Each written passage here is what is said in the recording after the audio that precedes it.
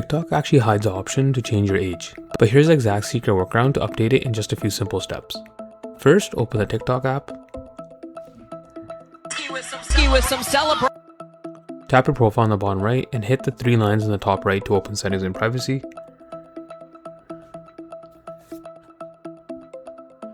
Since you can't change your birthday directly in this menu, scroll down to the support and about section.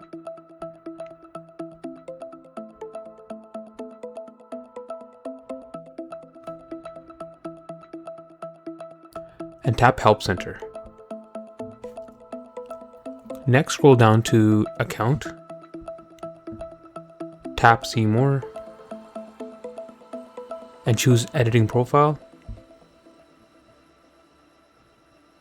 Ignore all the fact articles here, scroll to the very bottom of the page and tap Chat with Us. When the automated chat opens, select Account. And then tap I want to update my birth date. TikTok support bot will instantly respond. Just tap confirm date of birth.